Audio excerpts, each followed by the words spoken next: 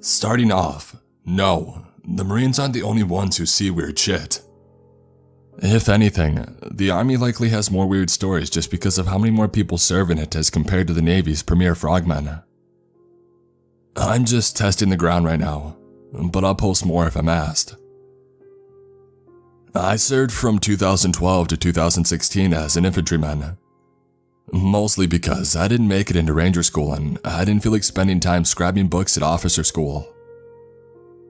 I tried to put in for a vehicle job, but unfortunately, I got unlucky with the class bookings. My call sign was Quaker, on account of being from the Keystone State. I spent most of my tour meandering around Afghanistan, searching for Haji Harry and his gang of irreputables. The first time I saw something off was in 2005, out in the Highlands. We had been set up there to investigate reports from the drone operators, what we ended up calling RC Joes as a play on the term of G.I. Joe. There had been notable movement through the area in the recent days, nothing unusual really, as we had been sent on patrols for that kind of thing plenty of times by the end of the first year. As we got there via helicopter, it was just as far enough for the brass to say we couldn't walk there. One of my buddies, we'll call him Lou, called out on the radio. "Eyes on. Possible enemy scouts watching us rolling from the south. Over." Our squad lead, Ray, replied. "Copy. What's he look like? Over." "Older guy, brown clothes, gray beard. Over." "Copy that. Keep an eye out on him. Over." Army radio protocol required you to finish every sentence with over. It's stupid, but it's in the rules and they do watch to see if you follow them. As we got to the ground and regrouped, Lou pointed out the guy that he saw earlier. Sure enough, he pretty much looked like every other goat-herding, Allah-fearing old man we'd seen so far. What made it uncomfortable was that he just stood there, staring, like he had something he wanted to say but was too afraid to come over and say it. Which he could have, as Shaman was born to Afghani parents and spoke it fluently. He joined up to help both America and his parents' country. We began the long journey to our lookout spot, and the whole time, everybody stayed relatively quiet.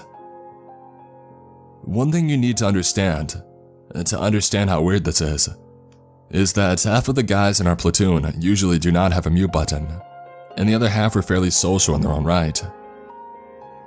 Everybody was spooked out about that guy. It just gave that kind of foreboding feeling that makes you think, something bad is walking around here now. As we set up for the night, right after sundown we sort of started taking fire. Someone was definitely shooting nearby, and we, for obvious reasons, we scrambled to as best of cover as we could find. And some guys fired on what they thought were Jihad Joes, which were most likely just animals. When after a few minutes we realized that nobody was shooting at us, we called in for drone support and we waited. And waited. Eventually they radioed us back and said the only thing they could see were a few animals, goats and birds that decided to sit in one place. So we radioed in that we would check it out when the sun came out. Nobody was in a rush to find out what the hell happened out there, and I'm including myself in that statement. The sun finally showed up and Ray sent me, Lou, Shaman, and Ike, his last name was Eichmann, to go see what was out there, while the rest of those lazy dickheads caught up on what sleep lost they could. Given the circumstances, I would want the whole platoon to stick together, but some of those guys could not stop yawning. We headed off in the direction of gunfire. As we crested a hill, we saw a small house. Normally that would be no cause for alarm, unless you think it's booby-trapped, but this house caught us off guard. That old guy from before. He was standing in the doorway with the same look of wariness that we had from lack of sleep. His house was occupied by two other guys, and the thing that stood out the most was a clear smattering of dried blood in about a 30-yard circle around the house. Shaman later explained what was said. "You Americans need to leave this area. It is extremely dangerous. Why are you being attacked by the extremists? No, something worse, far, far worse. His gaze drifting to the blood and hand gripping the doorframe. Well, we heard the gunfire last night. Was that you? Gesturing to both him and the other two, who were also old goat herder types, one with a look of genuine paranoia. There is something that lives around here. It stays away when the sun is here, but at night it threatens everything. Can you describe it? No. I have only seen glimpses of it, visible from the flash. It walks like a man. Are you sure it wasn't the... Yes. It did not have a neck. At this point, Shaman was clearly utterly confused by the situation, and relayed what had been said to the rest of us. Bullshit. He's just spooked by the wildlife, Lou said. He seems pretty adamant. These old guys don't BS unless they're hiding something. So I say, radio this in to the rest of the platoon and get them down here so we can search these guys. And Lou did just that. And within about 20 minutes, our entire platoon was standing around as me and Shaman cleared the house. We didn't actually find anything indicating that they were part of a terrorist group. But what caught us both off guard was the sheer amount of spent casings on the floor.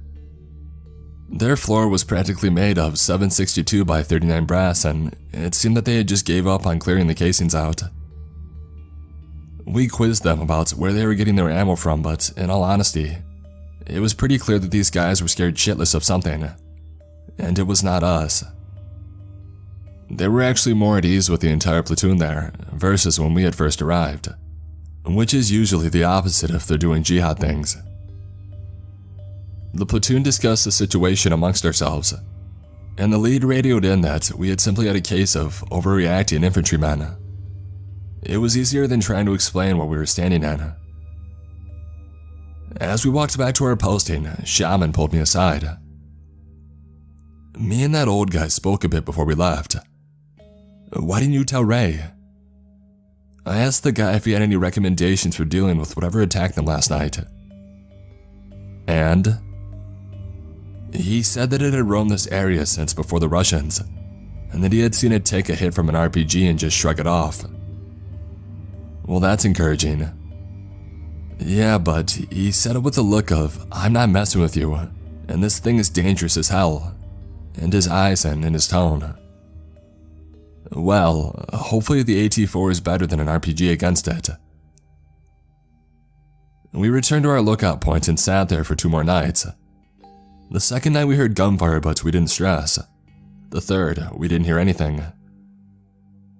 Knowing that could only really mean a few things to me. Shaman and Ike, who had been brought up to date by Shaman, volunteered to do a wellness check on the old guys before we left the area. As we crested that hill, the moon turned to sepia. The old man was slumped through a window, hand still on his AKM, with a small trail of blood stained on the wall below him. The second guy was a few feet from the door, at least what was left of him. It looked like he had been run through a paper shredder up to the shoulders, and most of him was strewn in a 6'8" circle around him. We didn't even find Mr. Paranoid until we radioed for backup, and approached the premises in a full shit-hit-the-fan mode. Paranoid was in the pen with the goats, and all of them were dead. It seems that Herder 2 had gotten the worst of it, as Paranoid was still fully intact, but one thing gave away that he was pretty far from alive. His right arm was off and across the pen, and his whole upper torso had been rotated 180 degrees. The old man had taken a hit to the face, and that must have taken him out, while the other two had a look of surprise on theirs. Whatever this was caught them with no warning, and it was clear that they weren't fending it off successfully. It was playing with them before it killed them.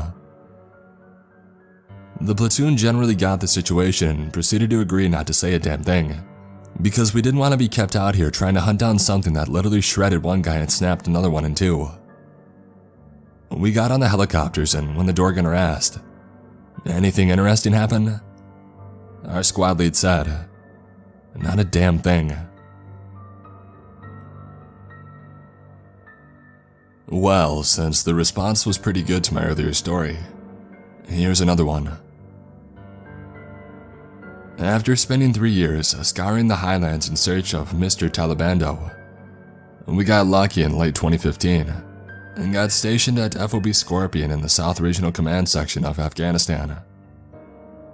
It's relatively remote but generally doesn't see much traffic, meaning we all thought it would be tantamount to having our last year in the country be a practical vacation. It generally was, to be honest, but there were a few weird things that had happened. The first thing was that we just kept losing ammunition. Not whole magazines, but when we would go to check our stores, there was always a few here or there missing. It wasn't just rifle ammunition, 5.56 by 45, but also ammo for the SAW, M24B 7.62 by 51, and the 50, the 12.7 by 108, and even a few of our 120 mortar shells. The brass-setting guys trying to figure out who was nabbing the ammo, suspecting one of the base personnel was selling it to the local black market for some quick cash. But they left after a month or so when they realized that we weren't doing it. Eventually it was all found to be stowed in an empty box under the food stores, which was strange given those stores are so heavily stacked that it normally takes 2 people to move the crates individually, and it is not a quiet operation. We decided to just requisition for resupply and enjoyed the approximately 200 rounds of rifle ammo, 400 rounds of SAW ammo, 24 rounds of 50 cal, and 3 mortar shells by holding some unannounced target practice against a particularly menacing rock in the distance. The remainder of 2016 saw some odd rumors of voices in the night and other spookenings. One guy claimed that he saw a naked woman walking through the desert nearby, but we all chalked it up to him imagining it due to lack of sleep, as he had been on day duty the night before. Lou, who I mentioned in my previous story, said he heard what sounded like a call to prayer during his time at night shift, but the locals didn't hold night gatherings, so we didn't know what to think of it. At one point, Ike started shouting about incoming fire, and by the time we were all up and into defensive positions, we didn't hear or see shit. He said he saw our tracer fire incoming, but he fell short of the FOB.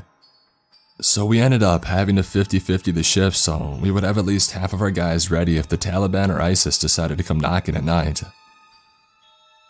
They never did, but one night, I was looking west and I noticed what looked like a truck heading towards us.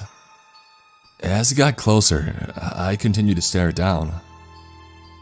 I radioed it to the others and we all saw what I can best describe as an old gas truck, the Russian equivalent to the Deuce and a half, with Russian soldiers in old school gear, which you can distinguish by the old helmets and camouflage. We shined a spotlight onto it and for all intents and purposes, it looked real.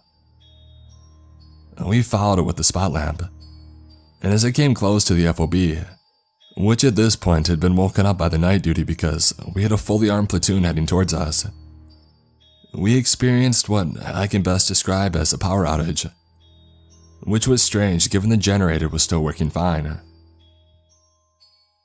When the spot lamp went out, the truck's engine went silent, and we fully expected to be hit at any moment. But as a few minutes went on, the deafening silence made it clear that no attack was imminent. We looked around and we didn't see the truck nor its occupants, as if with the shutting off of the light they just disappeared. Something that I need to make clear, we did not report this in.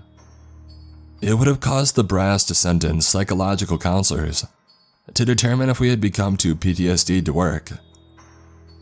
Everybody had been sleeping fine and we had been eating fine too, so either we all had the stealthiest case of PTSD en masse ever recorded, or there was something else going on. The reports and rumors of weird events continued on until the end of my tour, and as we were flown to waiting C-30s to be taken to Germany and then sent back home, we got our last looks of that giant sandbox.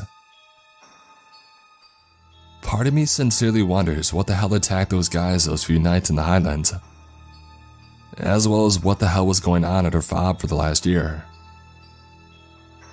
Unfortunately, It seems that information isn't going to give itself up to me.